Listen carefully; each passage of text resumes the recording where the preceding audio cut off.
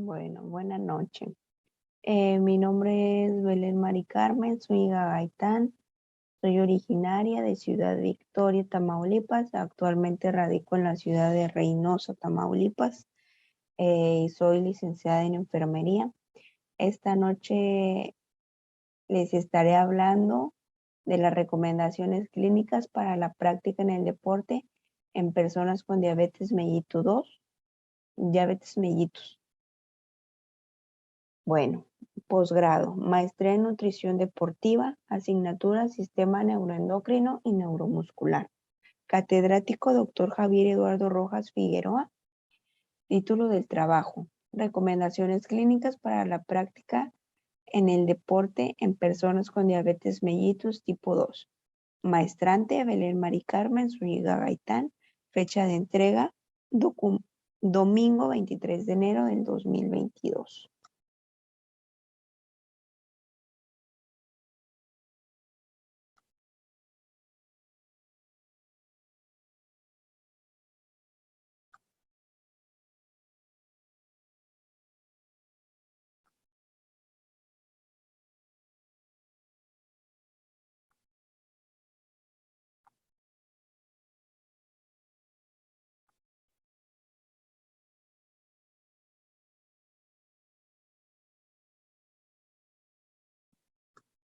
Enseguida tenemos el índice.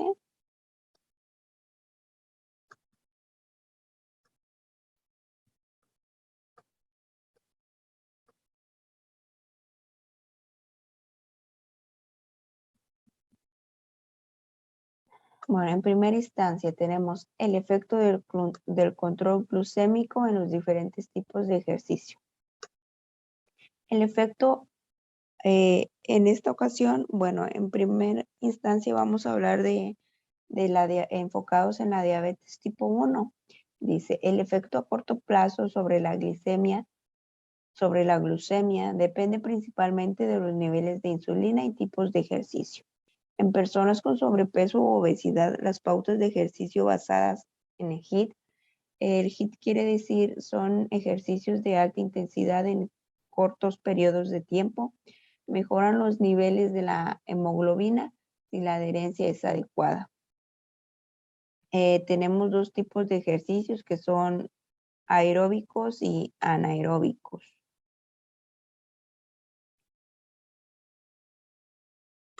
En las personas con diabetes tipo 2, dice que el ejercicio de resistencia, tanto como el aeróbico, aumentan la sensibilidad a la insulina en un 20%. La combinación de ambos tipos de ejercicios de aeróbico y resistencia mejoran los resultados en combinación, aumentando una mayor sensibilidad a la insulina.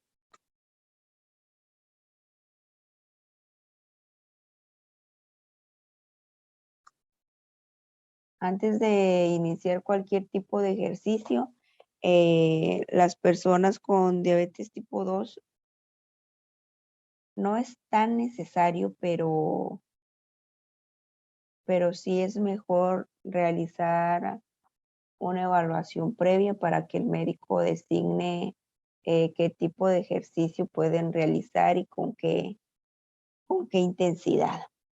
Las personas con diabetes mellitus con posible enfermedad cardiovascular o complicaciones microvasculares que deseen llevar a cabo un ejercicio sustancialmente más vigoroso que caminar a paso ligero, deben realizarse una evaluación médica, llevando a cabo distintos estudios de gabinete y laboratorio, en los que se encuentren examen físico, electrocardiograma en reposo y en algunos casos, pues la prueba de esfuerzo.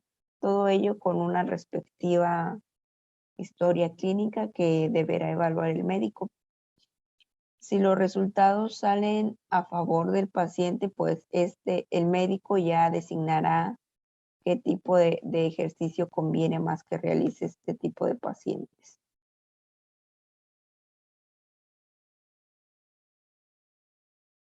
La prueba de esfuerzo no es necesaria para todos los pacientes que tengan diabetes.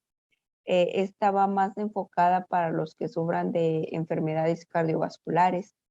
La prueba se realiza para o con el objetivo de prescribir el tipo de ejercicio adecuado para estos pacientes, estratificando los riesgos que puede contraer cada individuo para la detección de enfermedad coronaria saliente y la detección de respuestas hipertensivas anómalas. Tenemos la prueba de esfuerzo, un ejemplo. La prueba de esfuerzo más la aprobación médica será igual a un ejercicio adecuado para el mismo.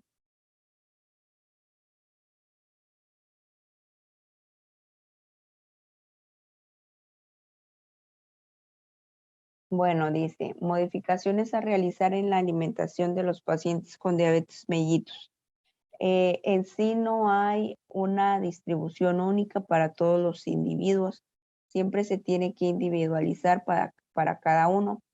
La dieta normal o balanceada en macronutrientes siempre corresponde a de 45 a 65% de las calorías totales. Se basa en hidratos de carbono, del 20 al 35% de grasas y del 10 al 35% en proteínas. Esta es la dieta estándar que recomiendan todos los médicos para los pacientes en general, como tenemos en el primer ejemplo de la imagen. En el segundo tenemos una distribución diferente de macronutrientes llamada dieta cetogénica, en donde del 60 al 75% del total de las calorías diarias se basará en grasas, siendo en su mayor parte mono y poliinsaturadas. Del 20 al 30% serán proteínas y solo del 5 al 10% del total de calorías serán de hidratos de carbono. Normalmente los hidratos de carbono están compuestos por los pocos carbohidratos que aportan las proteínas y en base a verduras de hojas verdes.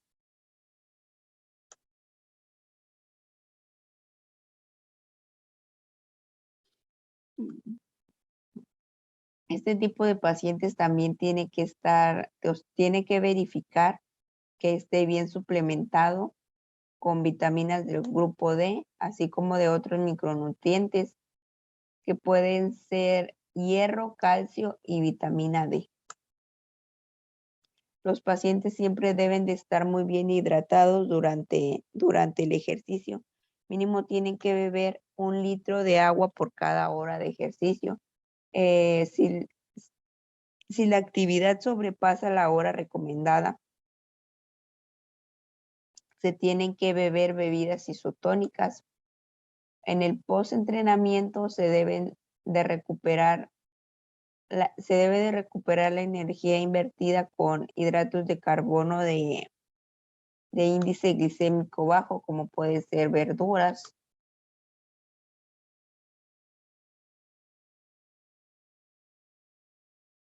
Monitorización de la glucosa. Esta se lleva a cabo por 2 medios, que es la monitorización continua de la glucosa mediante los sensores.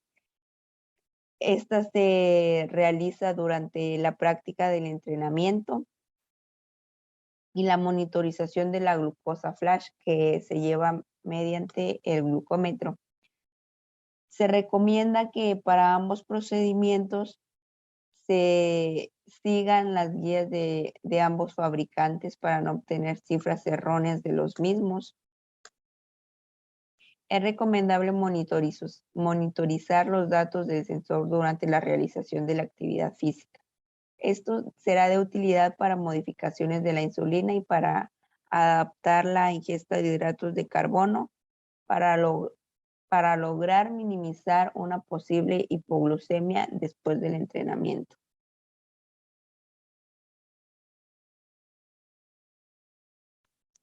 Estrategia terapéutica insulínica. El ejercicio anaeróbico o de fuerza y resistencia siempre estimula una mejor respuesta hormonal.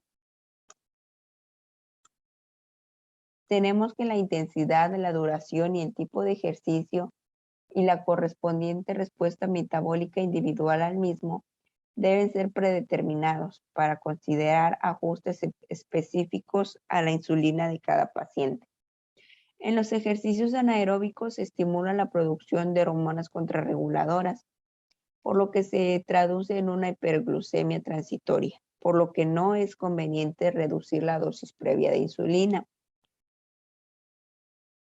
Pero mientras que sí se recomienda reducir la dosis en el post-entrenamiento.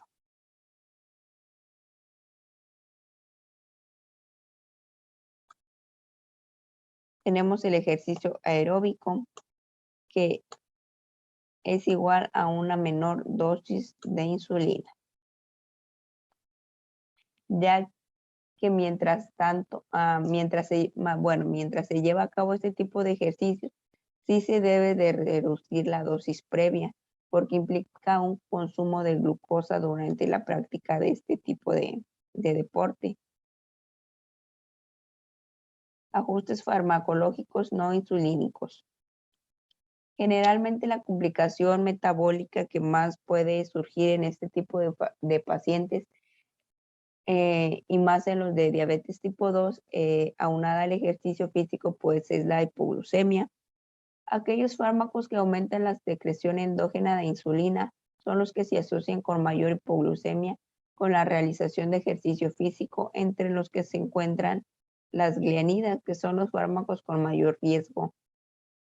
Entre los inhibidores del cotransportador 2 de glucosa y de sodio, son fármacos con un riesgo inherentemente bajo de producir una hipoglucemia, pero por la manera en que llevan a cabo su mecanismo de acción, presentan riesgos de deshidratación, hipovolemia y posible desarrollo de cetoacidosis.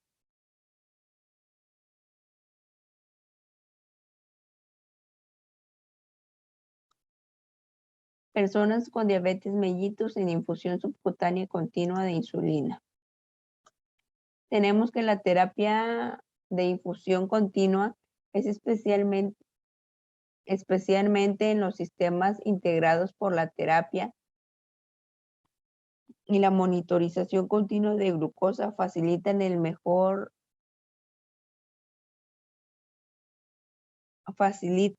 el manejo de la diabetes en el ejercicio. Las recomendaciones que se deben de seguir son escoger el lugar de inserción del catéter y del sensor de la monitorización, evitando así las zonas donde se puedan recibir golpes, provocar roces o fricciones del mismo. En caso de deportes de elevada altitud, siempre hay que revisar que al catéter no se le formen burbujas. En general nunca se recomienda desconectar el sistema, pero en algunos ejercicios sí, en algunos deportes, perdón, sí se debe de desconectar. En caso de que esto suceda, pues se recomienda lo siguiente.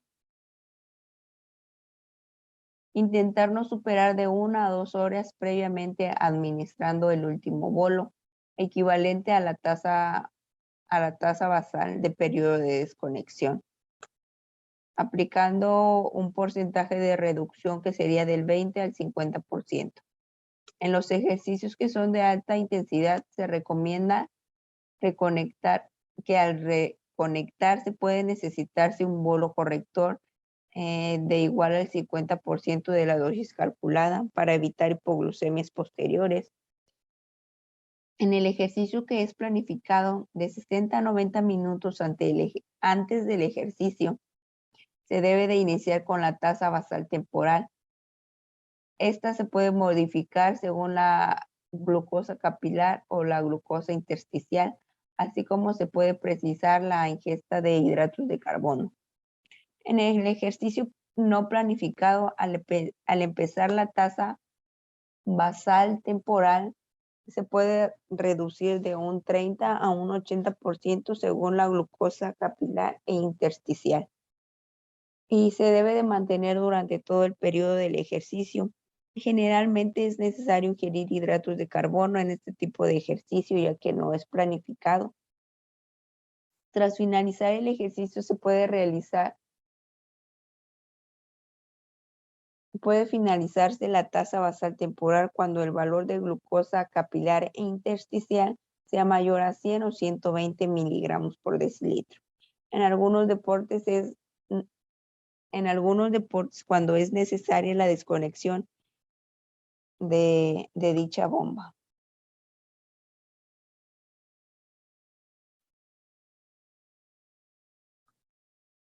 Las pautas del entrenamiento del ejercicio físico. Siempre se recomienda que el ejercicio físico en las personas con diabetes mellitus sea dual, ha de ir a paralelo en el entrenamiento físico en sí mismo para incorporar e incrementar la aptitud física del paciente y por el entrenamiento apoyado en la educación diabetológica estructurada para minimizar los riesgos de disglucemia. Siempre se debe de llevar una evaluación previa para determinar si el paciente es apto para iniciar una actividad física. Esto se lleva a cabo mediante un checklist general. El proceso planificado y complejo que organiza cargas de trabajo progresivas y crecientes que estimula el desarrollo de las diferentes capacidades físicas.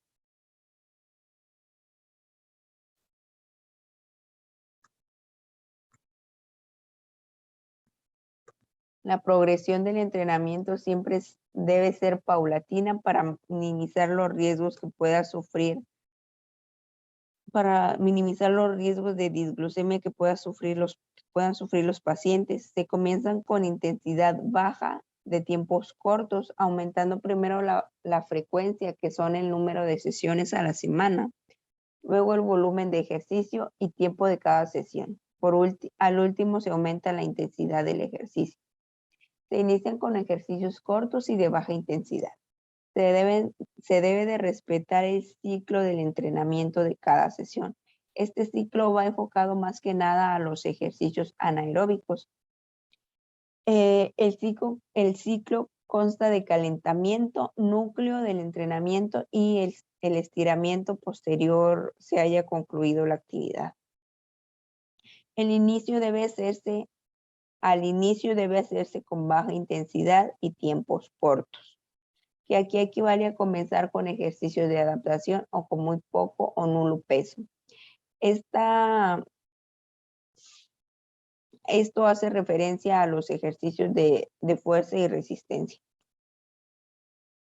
El objetivo final de intensidad en ausencia de contraindicaciones, más que nada debe de estar basado del 75 al 80% de la fuerza máxima de cada individuo, que es donde se reportan los mejores beneficios cardiometabólicos, hablando de los ejercicios de fuerza y resistencia.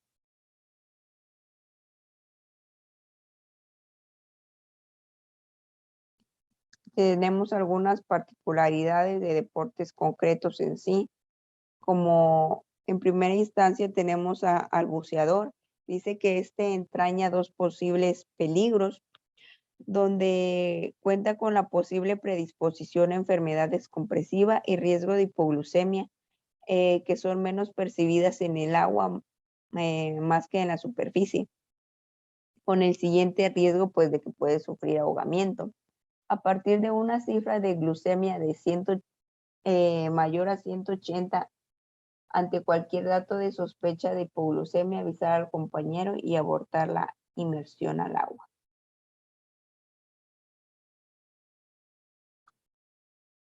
Por consiguiente, tenemos al alpinista. Dice que no es recomendable disminuir las dosis de insulina o fármacos orales. La insulina pandreal se deberá administrar tras la ingesta de alimentos. En este tipo de deportes siempre se debe mantener una buena hidratación, más de 4 litros de líquido al día. En siguiente instancia tenemos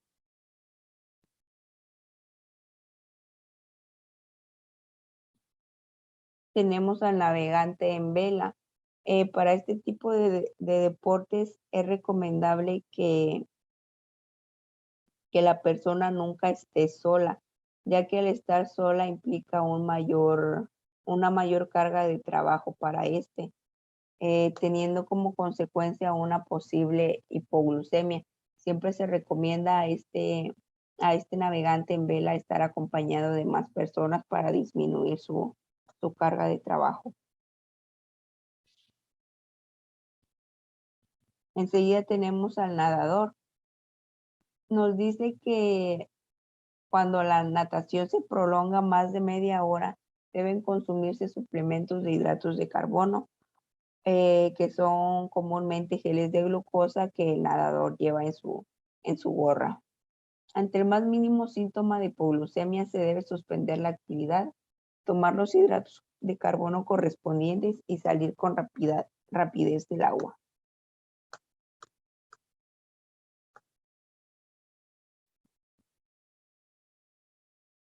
Y para finalizar, tenemos al fondista, que equivale a un corredor, esquiador o ciclista. Nos dice que para este tipo de deportes hay que mantenerse muy bien hidratados, que son de 400 a 800 mililitros de líquido, que debe de ser agua. Esto se debe de manejar por hora, de 400 a 800 mililitros por hora, o bebidas isotónicas. Añadir hidratos de carbono si el ejercicio dura más de una hora. Mantener una buena hidratación, evitar horas de calor, emplear ropa transpirable y ventilada son algunas más de las recomendaciones para este tipo de deportes en concreto. Ejercicio en el adolescente con diabetes tipo 1. Nos dice que el ejercicio físico puede mejorar el control glucémico, lipídico y aptitud física de cada paciente, tanto como la calidad de vida en los niños y adolescentes. Además, permite reducir la dosis total de insulina diaria.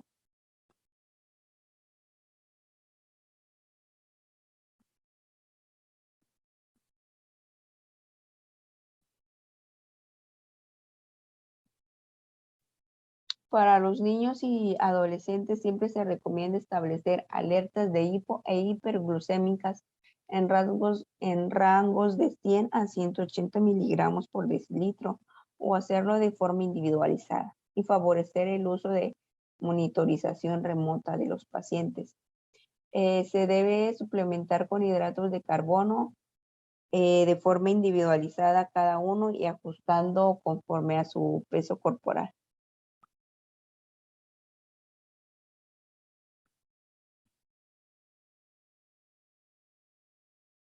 Preparación prueba previa al ejercicio. El rango de glucosa deberá de estar de 126 a 180 miligramos por decilitro en niños y adolescentes con moderado riesgo de hipoglucemia o que practiquen ejercicio moderado, y entre 162 y 216 miligramos por decilitro si tiene alto riesgo de hipoglucemia o practique ejercicio intenso.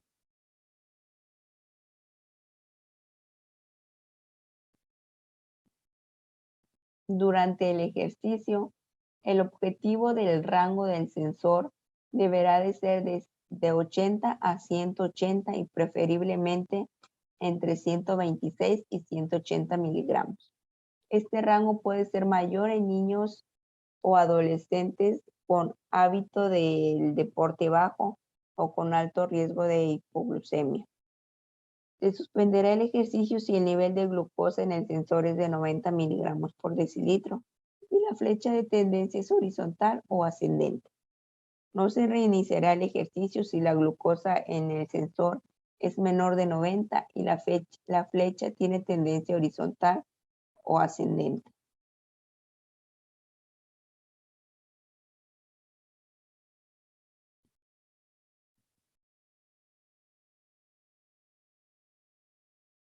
Después del ejercicio, la hipoglucemia puede ocurrir, especialmente cuando el ejercicio ha sido prolongado o de moderada intensidad, o incluso llegando hasta una alta intensidad. 90 minutos posterior al ejercicio, el rango de glucosa recomendable es de 80 a 180 miligramos por decilitro o según el riesgo de hipoglucemia de cada individuo.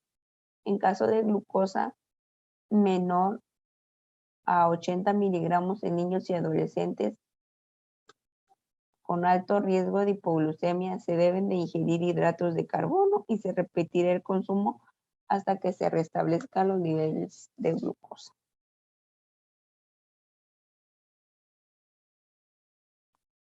Otros aspectos a considerar. Durante el ejercicio aumentan las hormonas del estrés, como son el cortisol, las catecolaminas. Este aumento de hormonas es igual a mayor riesgo de lesión en este tipo de pacientes.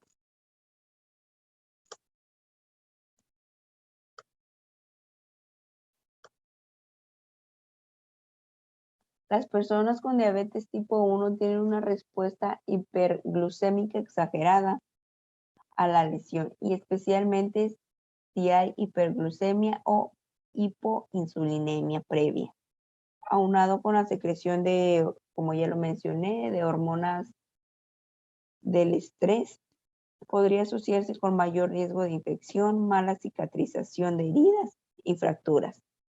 Las pautas que se recomiendan para las personas que no sufren de esta enfermedad, pues pueden llevarse a cabo o aplicarse en los deportistas diabéticos también.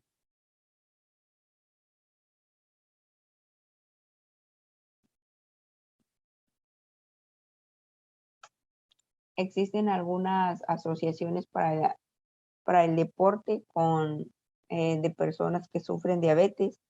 El objetivo de estas siempre debe ser promover todo tipo de actividades de carácter deportivo que tengan como fin ayudar a cualquier paciente con diabetes a gestionar y controlar su patología. El deporte debe ser incorporado como parte del tratamiento de la misma.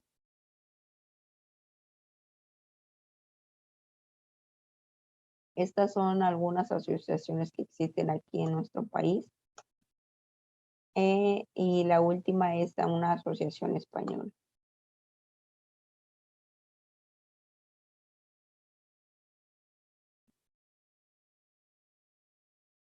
Y por mi parte ha sido todo. Buenas noches.